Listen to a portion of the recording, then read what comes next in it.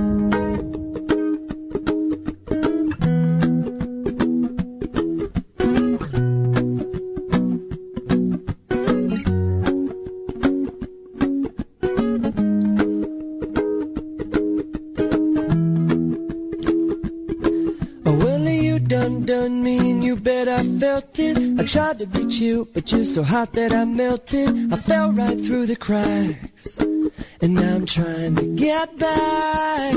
Before the cool done run out, I'll be giving it my bestest, and nothing's gonna stop me but divine intervention. I reckon it's again my turn to win some or learn some. Take a walk on the wild side of midnight. From the Kingdom of Nye, this is Midnight in the Desert with Art Bell. Please call the show at 1-952-225-5278. That's 1-952. Art. Well, all right. Travis Walton is my guest. Very unusual to get the opportunity to interview Travis. He's got a new documentary coming out called Travis. And again, I guess you can go to his website and order it. How much, Travis? I don't know. You don't know? I think it's 25. All right. And you also have a conference coming up called Sky Fire Summit, right? Yes, November 5th, 6th, and 7th in Heber Orgard, the town nearest where it happened. And we are going to have a visit to the site on the anniversary. Oh, no kidding. And a really neat sky watch with some special equipment.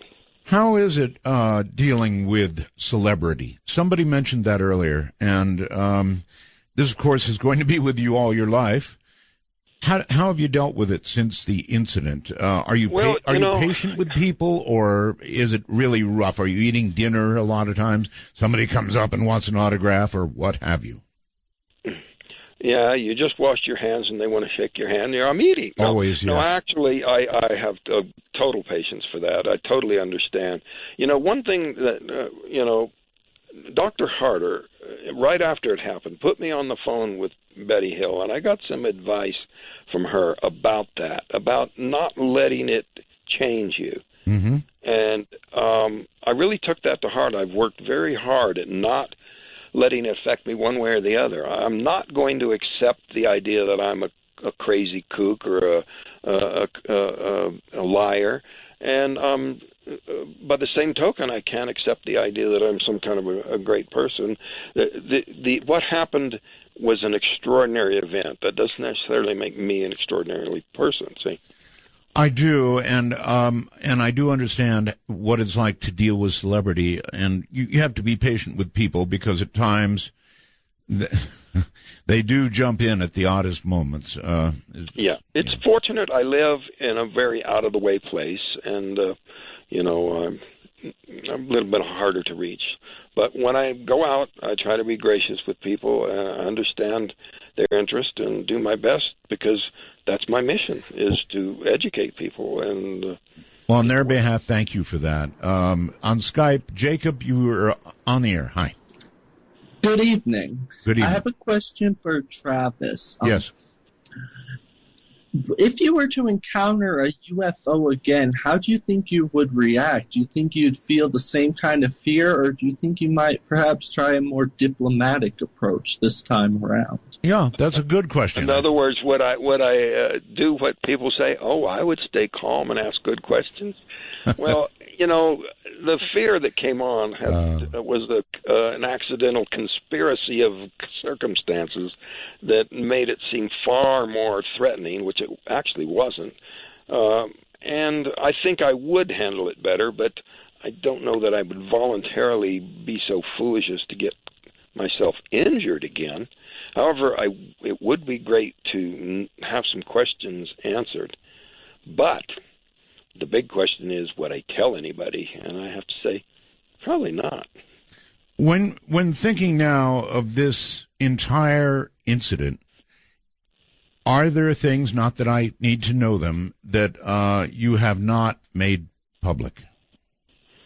Yeah, but, like I say, I just try to stick to what I can document and leave it at that, because it's important to, show people that there's a reality here, and I don't want to put anything out there that can be questioned, even though it's as real as any of it. If I can't prove it, I'm not going to talk about it. I so understand that. Hello there. Wherever you are, you're on the air. Turn your device off or down, please. How you doing, Art? It's Grizz on TuneIn chat. I want to say hi to everybody on TuneIn. Yes, and sir. my question is, what did the alien smell like? What was the ship? What did it smell like? No one ever describes that. Right, you're absolutely Well, right. actually, It's a good question. Go ahead. Yeah, go ahead. Now, a lot of people do have a description of the smell, and that's actually a pretty common question that people wonder about that. But I don't recall the sense of smell. And normally when you have an intense emotional experience, that the smell is very intimately linked with memory. But in my case, other than feeling very stale and humid, it may be that the atmosphere in there was so strange, it wasn't appropriate for a human, obviously, because the human-looking guy that came in was wearing a helmet, and unless that was for some other reason. You said stale and humid. So obviously it's not like you felt air. Obviously you were breathing air, but you didn't feel air moving at all. It was just sort of a very dank environment. Yeah, very humid, and I was breathing hard all the time, and I just felt like I could not get enough air. So I think that either the blast of energy damaged my lungs, or maybe even the neurological part of my brain responsible for breathing, or that atmosphere in there was just not right for humans, and maybe some of both. Yeah, maybe they got as close as they could get. Chris, hello on Skype. You're on the air. Hi, how you doing? Very well. Good. I was calling up. Thank you for having me on. It's an honor to be on. Don, you described, that on the movie Fire in the Sky, that the craft wasn't what it looked like. You said, but I had my own encounter. I won't get into that, but the one we did, we had an encounter with the craft had a huge glass dome on top of it. Did you happen to notice if there was a huge glass dome on top of the craft that you've seen? You see so many. There was a dome on top. There was a dome on top, but I did not look out from it from the inside. I never got to that part of the craft, but it did have a dome on top. Yeah. Okay. Yeah. Okay. Well, that was just was wondering. I like I said, I had my own experience, and it's fascinating. It's very fascinating. And you said that most of your memories were hit through when you got back through hypnosis. Well, no, actually, it didn't add to the memories. It just allowed me to finally say them without breaking down. What's it like being hypnotized? Is it pretty weird? I mean, are you conscious during it and aware of your surroundings, and is it just that other memories come flooding back, or what was it like? I didn't really remember when I came out of the trance. My brother was present, and he told me about certain things that I didn't remember. I understand some people do remember, but I didn't. Gotcha. Flagstaff, Arizona, your turn. Hello. Hi, thanks. Sure. Go ahead. Hi, my name's Zach. I'm from Arizona. Hi, Travis. Up north and Flagstaff. And my question for you is that I feel like earlier in what happened to you, a lot of what you were saying was like there was an attack on you by extraterrestrial life. So my question now is that, just hearing you earlier in the show, you feel like there's more of an altruistic aspect to extraterrestrial life now? Like they weren't trying to hurt you? Well, yeah. You see, I interpreted it as an attack, that possibly this blast of energy was even a beam that was fired, even mistakenly, as a defensive move. But now I'm thinking that it was just some kind of a side effect of the propulsion unit that, just jumped to the Earth through me. Our famous UFO skeptic even wrote a paper saying that pilots who think they see they're being circled by UFOs are actually seeing the result of the huge charges, up to 500,000 volts, that actually have been documented to build up in the surface of our aircraft, just passing at high speed through the air. So, maybe some kind of an effect like that of this saucer traveling through the air at very high speed, or maybe some side effect of the propulsion unit, or maybe they were in the process of some agricultural experiment there with the trees and some residual energy from that. I don't know. I just don't think it was a deliberate weapon. I think that because I unexpectedly closed the distance and got myself hurt, that it made it necessary for them to take me aboard to correct the mistake that I made. So I'm not saying that they were that it was a hostile act at all, as I mistakenly may have thought at first. All right, caller. All right, thanks. Right, thank you very much. Okay, so here's a question from somebody named Big C through the wormhole. Great show. Question to Travis. Was he a skeptic of the existence of ETs, UFOs, that sort of thing before this happened to you? I mean, did you have any attitude at all about this kind of thing? No, I was not that ignorant. I really, studies have shown that over 60% of the people believe in the reality of this, and to the extent, and the percentage goes up with the educational level. So it's really dumb people who say this can't be, because we've reached the point now where it's a virtual certainty with accepted scientific methods. We have the Hubble telescope and Kepler, and they've actually been able to fill in the blanks on the Drake equation that the estimation of habitable or life-supporting planets in our galaxy is far greater than they once thought, that virtually every star has about a dozen planets, and that there's always going to be those middle ones, the Goldilocks range, that aren't so close that they're overheated or so far out that they're frozen. And life with the right chemicals is going to be inevitable in those places. You're beginning to sound like a scientist. Of course, you've been looking at this now for a while, haven't you? I've been studying it for 39 years, yeah. All right, let's, I don't know. It says anonymous, so I don't know where we're going. Hello, you're on the air. Yeah, hi, Art. Hello. Calling from Phoenix, Arizona. Yes, sir. And last year, my wife and I were at the Skyfire Summit in the Heber Overbright area with hosted by Travis, and he had 2 Navajo Rangers that were speaking at the event. And these guys were super intense. I mean, we had a conversation, my wife and I, with one of them outside after he spoke, and he had federal, law enforcement training, and this guy would look right through you, a no-holds-barred kind of guy. And I was curious as to how Travis met them in this, they ever teamed up together, with Travis's conviction of his story and these 2 gentlemen. It would make a powerful combination to, go on a circuit. Okay, Travis?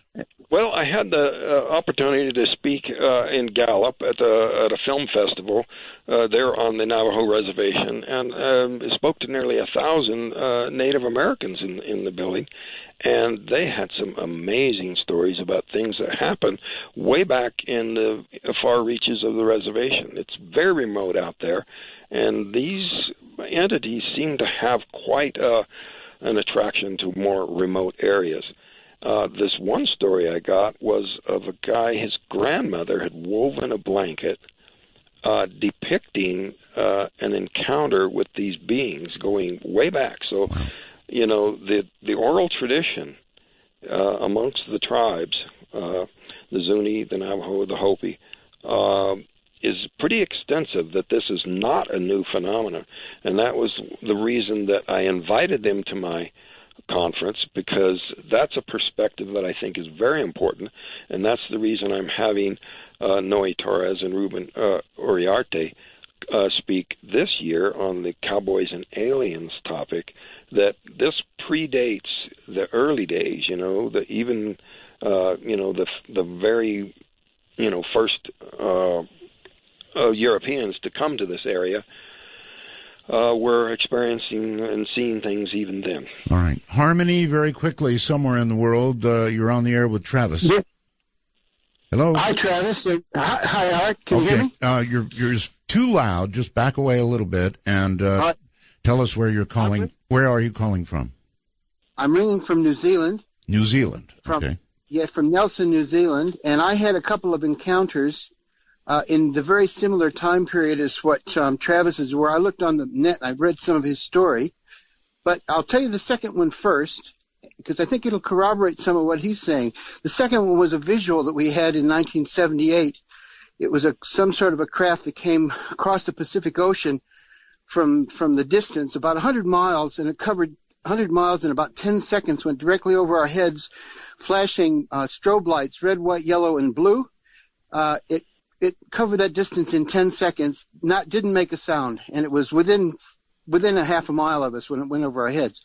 There's reports in Ludington, Michigan on the 28th of July that year, 1978. A lot of other people saw it as well, including quite a few people from the Coast Guard and the Sheriff's Department. So you can look at the NICAP.org website for that. Okay. Anyway, that was a visual. The other one was around the same time in 1975. I was in Los Angeles, and I was being threatened by a biker. And instead of defending myself, I sat down in cross-legged position and closed my eyes, and I got hit by a tractor beam or something, and it was like 1 billion volts of electricity, knocked me down on the ground and shook me for a minute, almost like I was having a seizure. You sure the biker didn't hit you, right?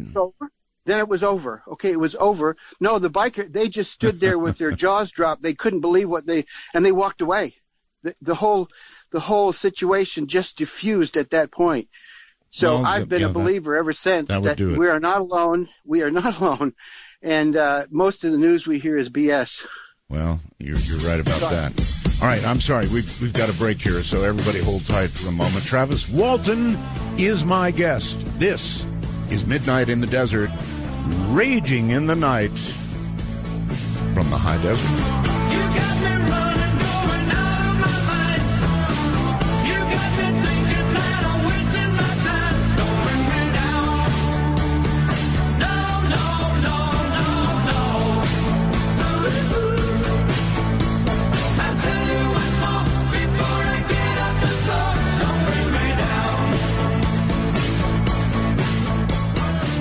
You wanna stay out with your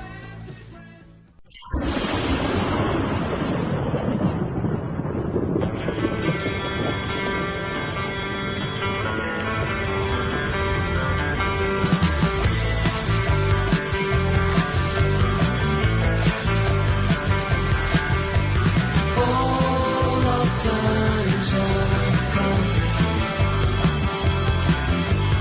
Fear, but now they're gone. Seasons don't fear the reaper, nor do the wind, the sun, or the rain. You can be like they are.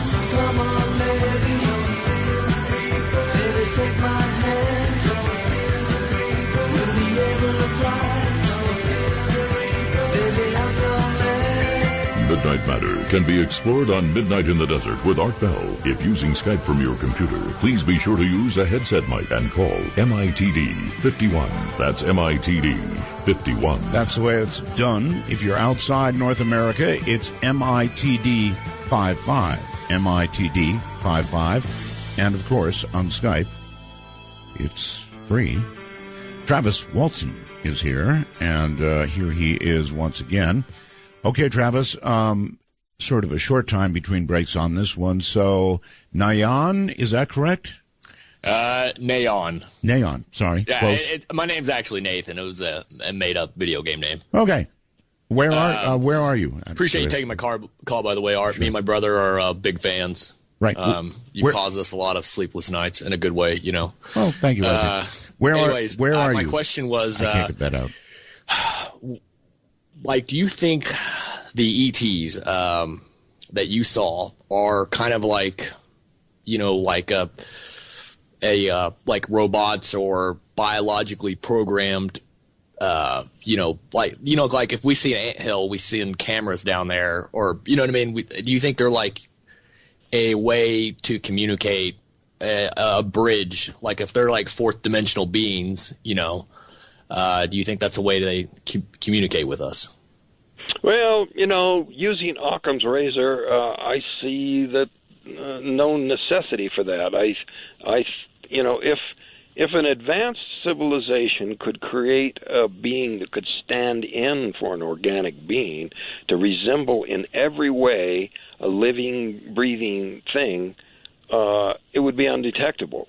So there would have been no way that I could have seen such a creation, but I also don't see the necessity of it.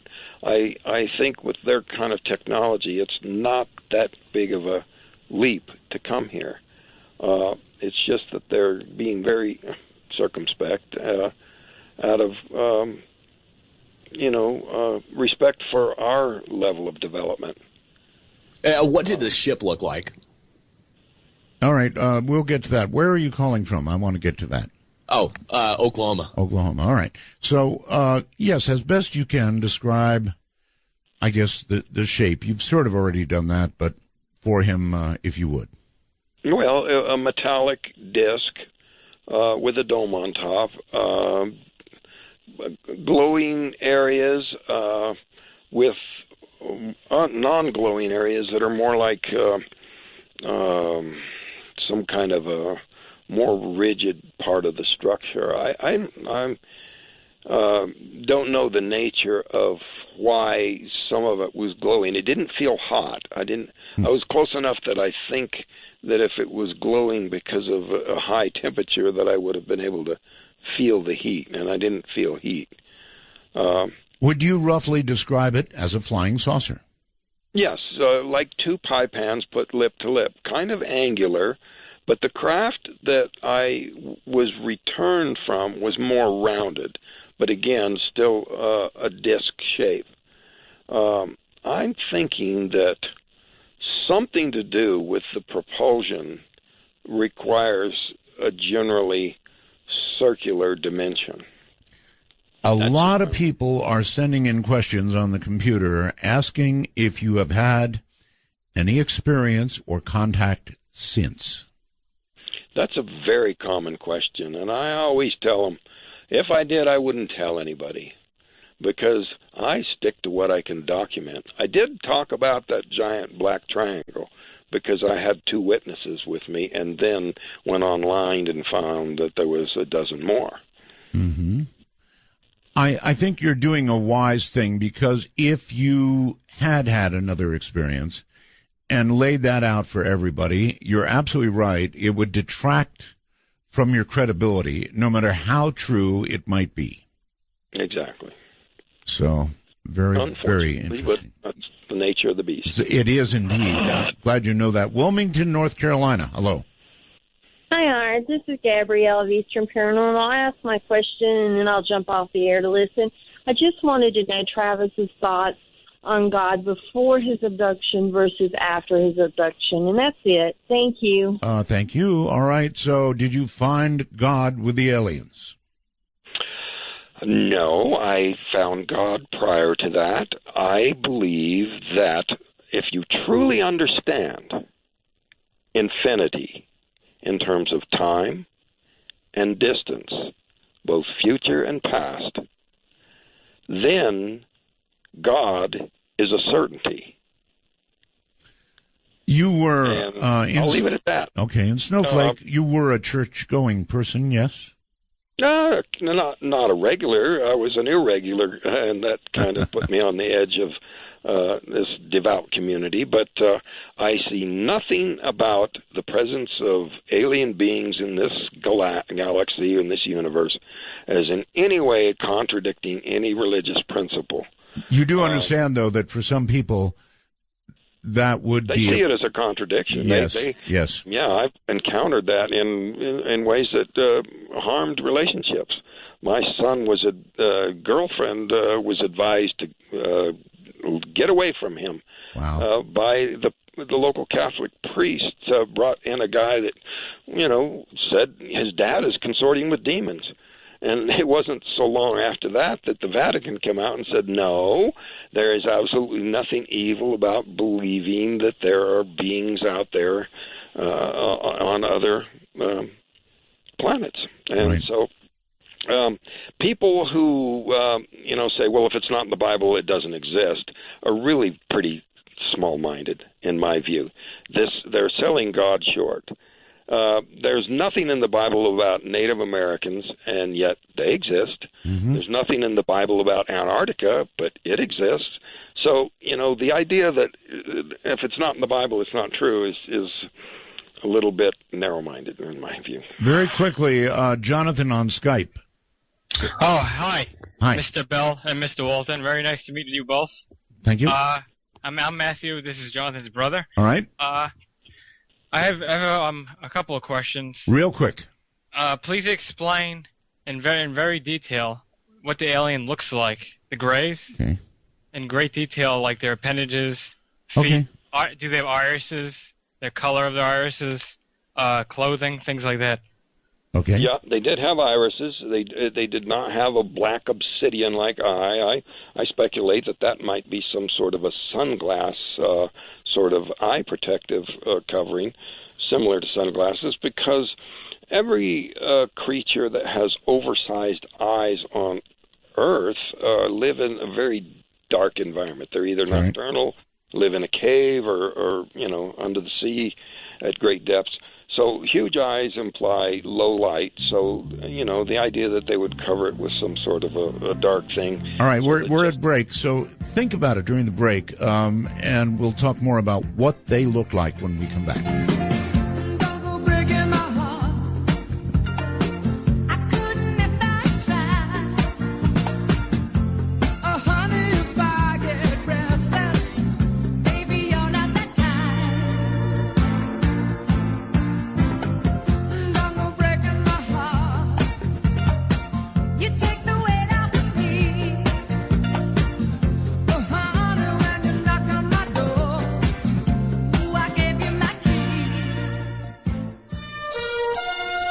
For Dark Matter News, I'm Leo Ashcraft. Is our universe a fake? An elaborate computer simulation? Philosopher Nick Bostrom, director of the Future of Humanity Institute of Oxford University, describes a fake universe as a richly detailed software simulation of people, including their historical predecessors. He says this fake universe was created by a very technologically advanced civilization. David Brin, sci-fi writer and space scientist, relates the Chinese parable of an emperor dreaming that he was a butterfly, dreaming that he was an emperor. In contemporary versions, Brin said it may be the year 2050, and people are living in a computer simulation of what life was like in the early 21st century. Or it may be billions of years from now, and people are in the simulation of what primitive plants and people were once like. David said he began bemused. The notion that humanity might be living in an artificial reality, a simulated universe, seemed sophomoric, at best science fiction. But speaking with scientists and philosophers on Closer to the Truth, he says he realizes that the notion that everything humans see and know is a gigantic computer game of sorts, the creation of super smart hackers existing somewhere else, is not a joke. Exploring a whole world simulation, he says he discovered, is a deep probe of reality. Check out the video from Closer to the Truth at darkmatternews.com and also artbell.com. Remember yesterday when NASA's Mars Curiosity rover took a photo that really looked like an alien crab monster on the surface of the red planet? Well, now they've gone one better.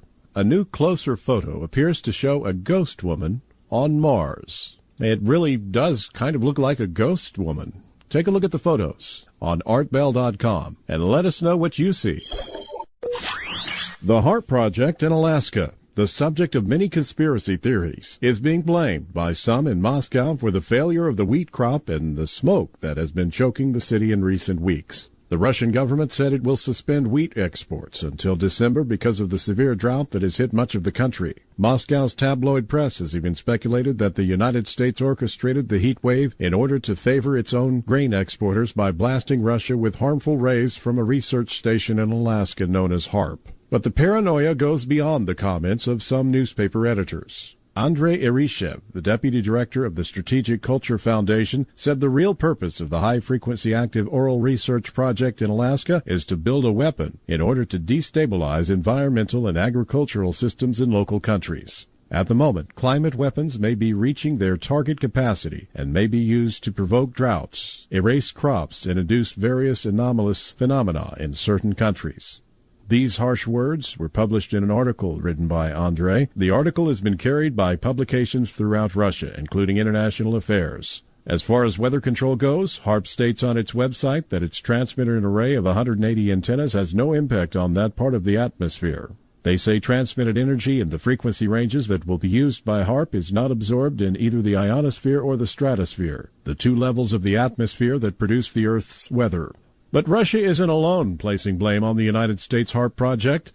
Iran has also recently blamed the U.S. HARP project for the recent heat wave permeating the country this summer. Othana Zuk, an Air Force spokesman, said HARP is scheduled to be handed over on August 11th to the University of Alaska. A ceremony for the handover is also scheduled to take place later this month. That agreement allows access for 2 years, which will provide the university and the Air Force time to negotiate an agreement regarding the transfer of the land. They say the facility has been dormant this summer and don't expect to be operational until next spring because of Alaska's harsh winter.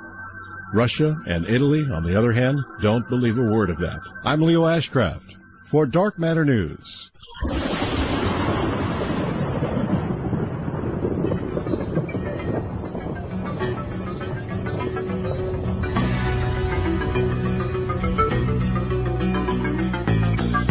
I was a highwayman. Along the coach roads I did ride, with sword and pistol by my side. Many a young maid lost her baubles to my trade. Many a soldier shed his lifeblood on my blade. The bastards hung me in the spring of 25, but I am still alive. I was a sailor, I was born upon the tide. With the sea I did abide. I sailed a schooner around the Horn of Mexico. In that darkest time between dusk and dawn, from the high desert, it's Art Bell's Midnight in the Desert. Now, here's Art. Here I am. Travis Walton is here. Listen to me. I've got an announcement I want to make because I've been struggling with this. So I've received a communication from a time traveler. I consider this communication to be legitimate. And I've been trying to figure out what in the world to do. He gave me a code word so I would recognize this person when he calls. What I'm going to do is the following. So I want everybody to cooperate. You can make your own judgments if you wish. But I think this is the real thing. So I am going to have, when I get done with the show, perhaps in an hour or two, I'm going to send this very long email to Keith, and I'm going to have him post it. I'm going to eliminate the code word he gave me so I would recognize him when he calls. Beyond that, I'm going to post it. So those of you over the weekend will have an opportunity at your leisure to read it and make your own decision. I received it yesterday, and I've been really struggling with how to approach this, and I think this is the right way to do it. So by tomorrow morning, no later than tomorrow morning, and probably tonight, if Keith can do it, he will post this email. It's going to take you a while to read, but I think we have a legitimate source here, just like we've got a legitimate guy on the line right now, Travis Walton. Travis, again, your documentary, Travis, it's got the newer stuff in it, right? Yes. So if they want to catch up on your real experience, and it is real, whether they like, have you noticed, Travis, that some people react to an experience like yours with anger? Yeah, I've experienced that. And, a sort of a desperate need to just latch on to anything to help them dismiss it for some reason. That's right. That's exactly right. Many of my programs have been met with the same kind of anger, and I guess it's fear-based. I'm not really sure. It is fear-based, and some of the blasts that I get every year and a half, 2 years from somebody online. Right. I say, look, don't be afraid. It's not going to happen to you, and you would not believe how often that turns them around, and they're apologetic.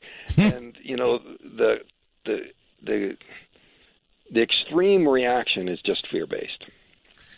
All right, let's go to Thornhill, Ontario, I think it is. Hello. Hello, it's Michael from Toronto, Canada. Okay. I'm sorry, it says Thornhill. That's right. I'm right on the border, 10-minute walk away. Okay. I have a question for your guest, Travis, and for you, Art, and for your whole audience. Sure. I'm with MUFON Canada. I've had an experience with a UFO, and very similar to what the crew seen as what was described as streaking away. And what I'm asking about is the light. I'm actually very, very interested in the type of light. I don't believe it's normal light. Travis has already answered one of my questions when he said that the light was actually shining through the trees and onto the road. I've had an experience and met other people that say, yes, they've seen a bright light, but it did not affect the area.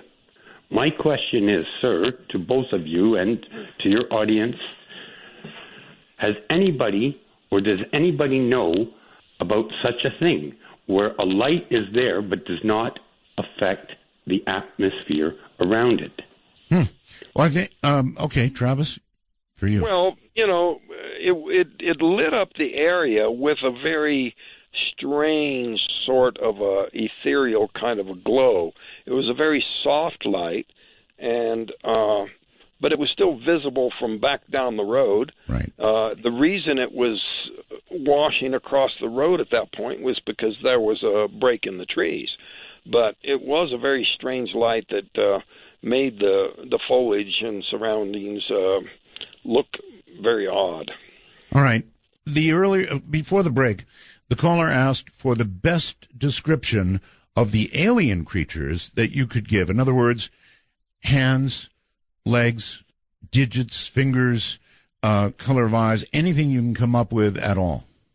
Well, the hands had a normal number of digits and were, looked like 4 fingers and a thumb. Extended towards me, they seemed to lack fingernails and creases at the bend points. Now, there is a possibility that was actually a surgical glove, but that was the way the hands looked to me that were extended towards me. If they were in the midst of medical-type procedures, perhaps they were wearing gloves. Now, as far as the eyes are concerned, now that's the reason I say, people that are lumping them together as grays. The ones I saw had a pupil, an iris, and eyelids that blinked.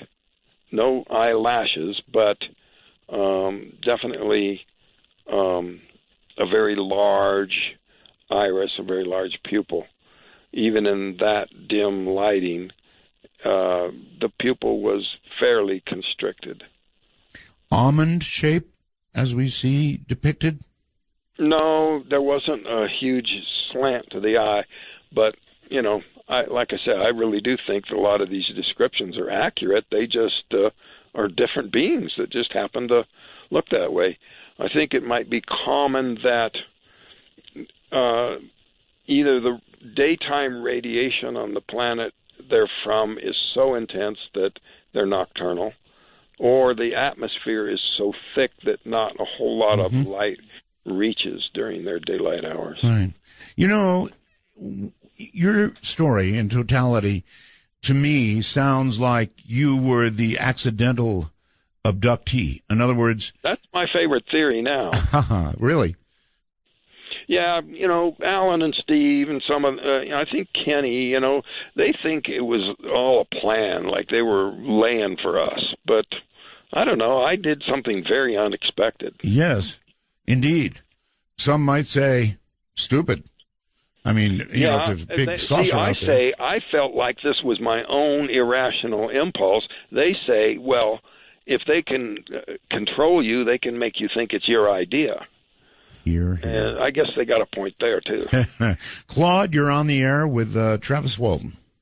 Well, thank you, Art and Travis. It's a great show tonight. Thank you. I can just tell you one thing, Travis, is that if people who have never seen a UFO themselves are going to be deniers. But as for myself, the UFO I saw, or should I say UFOs, two of them, were no more than 50 or 60 feet away from me in my backyard of my house in Gurley, Alabama.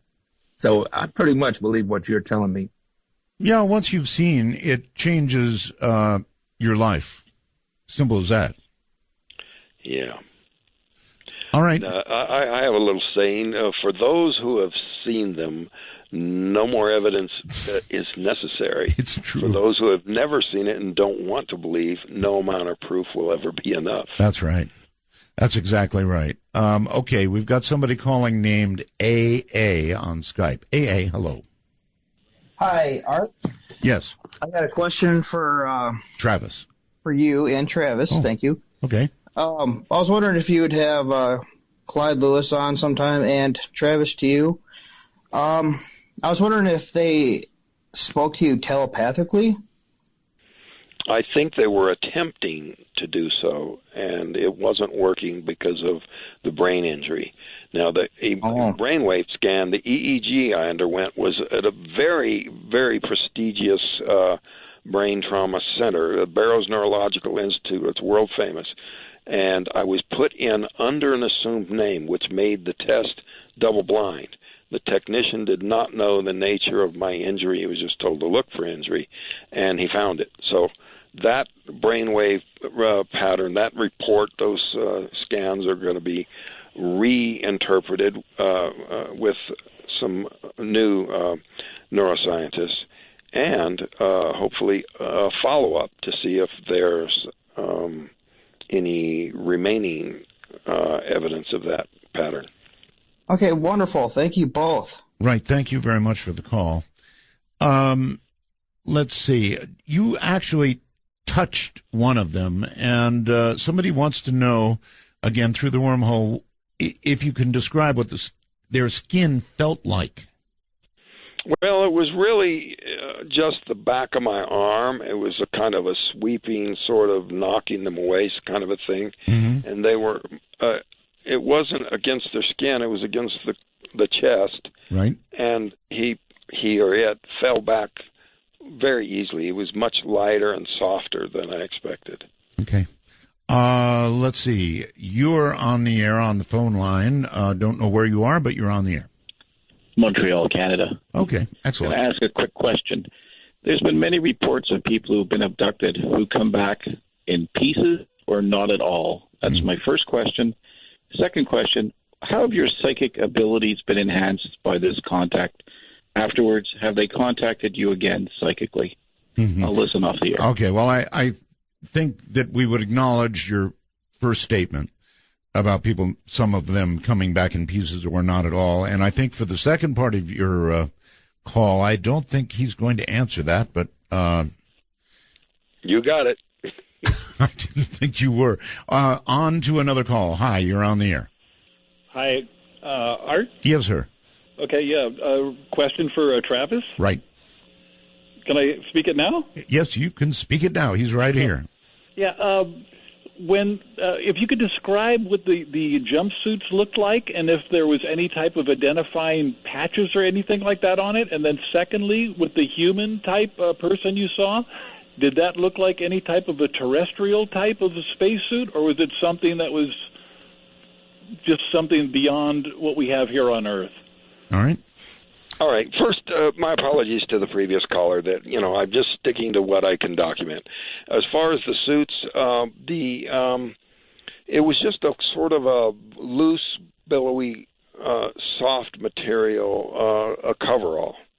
I wouldn't call it a spacesuit at all. It was just clothing. They were alike. It was orangish brown under that lighting. That's the way it looked to me. And the human-looking individual, it was, again, much more close-fitting over the, it wasn't like a leotard, but it was closer-fitting.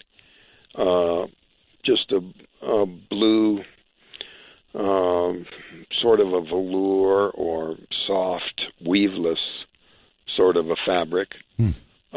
And no, there were no insignia of rank or origin at all. All right. Several people wanting to confirm you were taken aboard one craft and returned to Earth or returned to the ground, whatever the case may be, on a second craft, in your opinion. Right. Yeah. Of a different configuration. The more rounded, more polished one is the one that brought me back. And I did see 2, possibly 3 of those in that big hangar-like structure. Wow. Whether it was a larger craft or a building. He was pulling me along pretty rapidly. I was having a lot of trouble just keeping my footing, and he was in quite a bit of hurry. And it might have been for my own benefit that it was kind of a medical emergency, rather than trying to keep me from seeing too much. Got it. All right, we're coming toward the end. Sushi Dog or somebody like that, you're on Skype and on the air. Hi, hello? Art. Yes, hello. Go ahead. Yeah, this is for Travis. I'm curious about food and drink. From what I understand, he was gone for 5 days. That's right. When was the last time he had anything to eat or drink prior to the abduction? And B, has he ever thought about how he was sustained for 5 days? Awfully good questions. Travis? Yeah, good question. I've heard it before. Obviously, I've been a lot of years. Since I was only conscious for that brief, hysterical period of time, I obviously wasn't sitting down to a meal.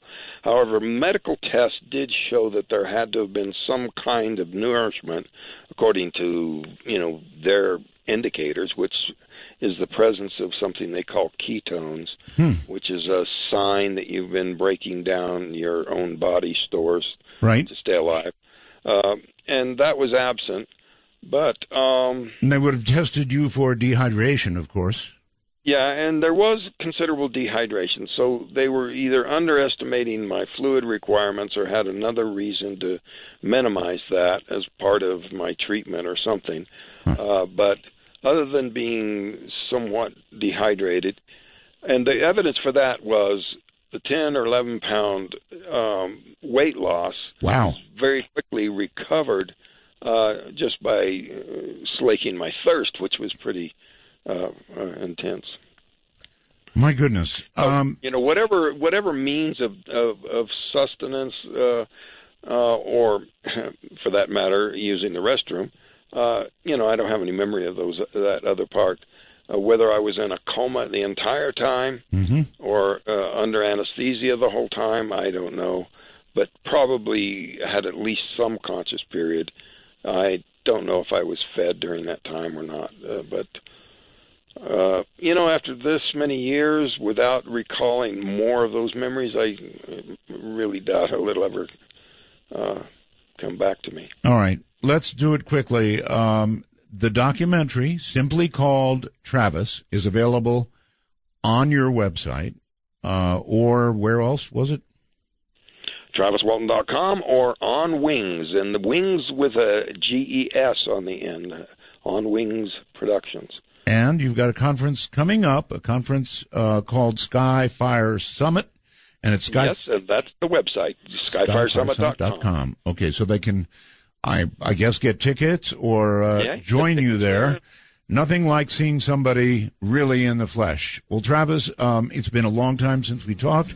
Thank you so much for coming on the program. Great to be with you again. A great show. I love the bumper music. The whole show is great. Thank you, my friend. Good night. Good night. All right. I'm going to do that. I'm going to get this email that I mentioned posted on the at artbell.com. So don't look for it immediately. I'm going to have to get back there and get it to Keith. It's going to take some doing to get it posted. But I want you to digest this over the weekend. It's really something, let me tell you. Really something. Email from a time traveler, and it's a serious one. Good night, everybody. Have a great weekend. I'm Art Bell. To the world, all of you, have a great one.